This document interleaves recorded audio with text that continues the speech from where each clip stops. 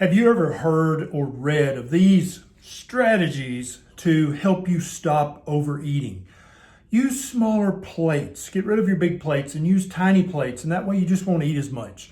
What about eat only with your non-dominant hand? So if you're right-handed, only eat with your left hand. What about use thin, tall glasses instead of big, fat tumbler glasses? This will help you drink fewer calories. What about put a mirror in the kitchen on your table so that you have to look at yourself while you eat, and this will increase your accountability and self-awareness. What about chew gum all the time? This will help you stop overeating. What about just eat slower? Don't eat so fast. Don't gobble your food. What about use red plates? Yeah, so these are things that very respected doctors and nutritionists and dietitians have said out loud, on paper, in public. These are things you've probably read about in magazines or seen in television shows. All of these are foolish. They're stupid. They don't address the root cause of your overeating at all. This video is going to tell you 10 amazing ways that you can stop your overeating permanently and actually do it. So I think you're going to find this video very, very helpful if you are currently an overeater. And we're going to define later in this video what overeating actually is and what it isn't. And I think that's going to help you a lot too. All of these things that I just listed are psychological tricks. These are basically things to try to trick your frontal cortex, the conscious part of your brain. The problem is, and it's a huge problem, is that hunger and satiety, that's a pretty sciencey word of meaning, oh, I feel really full right now, I don't want to eat. The science of hunger and satiety, these processes are physiological. They're not psychological. These things are controlled very tightly by hormones and by your brain stem, the more animalistic, some people even call it the reptilian part of your brain. This part of your brain is involved in regulating your heartbeat and regulating your breathing. Now, you don't try to breathe through a tiny glass, and you don't try to put your heart on a red plate to adjust your breathing or your heart rate. None of these things are going to work for your appetite, for your hunger, for your satiation. These things are physiological, they're hormonal, they're brainstem related, and this video is going to finally, after all the yo-yo dieting, help you understand this and make specific, concrete changes in your diet and your way of eating so that you can quickly and permanently overcome your tendency to overeat. I'm Dr. Ken Berry, a family physician with 20 years of clinical experience, and this video is going to give you 10 amazing ways to stop overeating. Are you ready for this? I'm going to give you a partial list of the hormones that are involved in telling you that you're hungry or telling you that you're full, that you're satiated. These hormones include, but are not limited to, leptin, ghrelin, cortisol, neuropeptide Y, peptide YY, they get very creative naming these things, cholecystokinin, and GLP1. These are hormones that are hardwired in your physiology to tell you either you're hungry, you should eat, or you are full, you should not eat. Now, there are ways that you can hack these hormones and put them in the sweet spot so that you're not hungry for hours, so that when you do eat, you eat until you're appropriately full, which is not a bad thing. Then you stop eating. So that's what these amazing tips are going to help you understand. So let's jump into this. Number one, stop eating sugar, whether it's added sugar or natural sugar. Stop eating sugar and stop drinking sugar. Sugar elevates your insulin level, which tweaks all these other hormones in the wrong direction. Also, sugar is one of the least satiating of all the substances you can eat. And so you can eat sugar and you're hungry again in 30 minutes because it doesn't move these hormones in the proper direction. Number two, stop eating all grains. Grains are exactly the same as sugar. They may be a little less bad than just pure sugar out of the sugar bowl, but not much.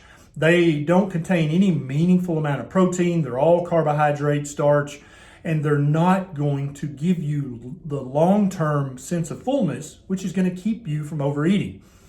Number 3 is you've got to stop snacking in between meals. And I know, that may sound impossible right now with your current diet, but steps 8 and 9 are going to give you a hack that you may have never heard before, and you're going to be able to stop snacking in between meals, because I suspect at least part of your motivation for stopping your overeating is to lose fat, to lose weight. And steps 8 and 9 are going to really help with that and help you stop the snacking in between meals. Snacking in between meals, especially with the things that most people snack on, are going to move all these hormones in the wrong direction, and you'll be hungry again in 1 or 2 hours. Therefore, you're overeating again. Step number 4 is stop eating baked goods. Now, definitely I want you to stop eating baked goods that contain sugar and wheat or rice or oats or corn. But also for many people on a low-carb diet or a ketogenic diet, if they're eating keto-friendly baked goods all day that use almond flour or coconut flour, these things can trigger your old overeating addiction. Yeah, it's kind of an addiction. And you will wind up overeating on things that are low-carb approved or keto approved. So stop all the cookies, cakes, pies, breads, regardless of their ingredients, if you're still overeating. And that will help you more than maybe any of these other tips will. Step number 5 is to stop using any sweetener. So if you have no problem with overeating, you can keep using your stevia or your monk fruit or your aspartame or whatever you use. But if you're still overeating, then probably the artificial sweeteners are doing the same thing that sugar does by way of a process called the cephalic phase insulin response. You're raising your insulin even though you're not eating sugar. And remember, high insulin is going to tweak all these other hormones in the wrong direction. Number 6 is you've got to get better sleep. If you stay up late and get up early, you are set up for a snacky overeating day the next day. You have to honor your sleep and make sure you're getting enough sleep for you, whether that's 6, 7, 8, or 9 hours. We're all a little different in that department, it seems like. But anytime you are underslept, you are at high risk of snacking all day and overeating. Number 7 is you got to learn ways to control the stress. We're living in very stressful times these days, and sometimes you can't fix the thing that's causing you stress. But what you can do is fix how you react to the stress.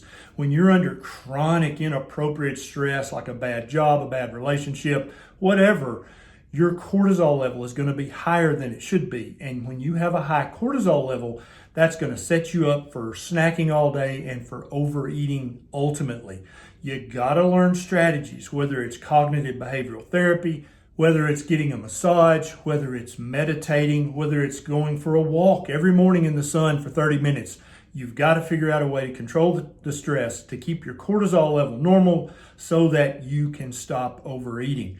Number 8, now this is a big one. You need to eat more healthy fats. Eating fat does not make you fat. That is a myth if you're being generous, and it's a big fat lie if you're being snarky.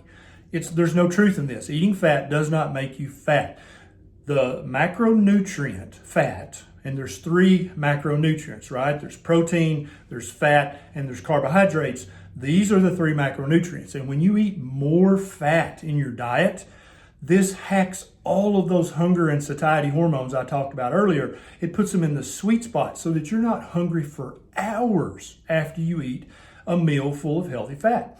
So it's easy not to snack when you're not hungry, right? And by eating more fat in your diet, you're going to move all these hunger and fullness hormones in the sweet spot so that you can go for hours without eating, without snacking.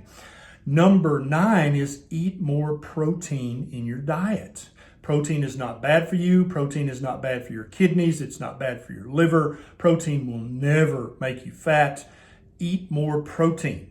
And so usually this comes, the most absorbable, usable kinds of protein come from animal sourced foods. So by eating more fatty meat, you're going to take care of step number 8 and step number 9 as a way, an amazing way to stop your overeating. And then step number 10, and then I want you to really pay attention to this, is eat until you are full. When you are chronically undereating, calorie restricting, portion controlling, you're starving yourself. This is not a natural condition. It's the same exact thing as if you tried to only breathe 8 times a minute because you didn't want to be an air glutton. That makes no sense. You breathe as much as you want to, as much as you need to. You don't even have to think about it. Your hunger and your overeating will fall under the same set of rules if you eat lots of fat and protein and you eat until you're comfortably full. If you're undereating, that's inappropriate. Eating until you're comfortably full is not overeating. That's what you're supposed to do every time you sit down to a meal. You're supposed to breathe until your body has enough oxygen. Your heart is supposed to beat enough times until you've got the oxygen circulated. And when you sit down to a meal, you're supposed to eat until you're comfortably full. Now, I've got 2 playlists on this channel, and they're going to pop up here and here at the end of this video. They are full of strategies, full of recipes, full of good, healthy foods, full of fat and protein that will help you adhere to all 10 of these amazing ways to stop overeating. When you take charge of your eating, when you take charge of your way of eating, it actually gives you the power to start taking charge of other parts of your life. This is Dr. Berry. I'll see you next time.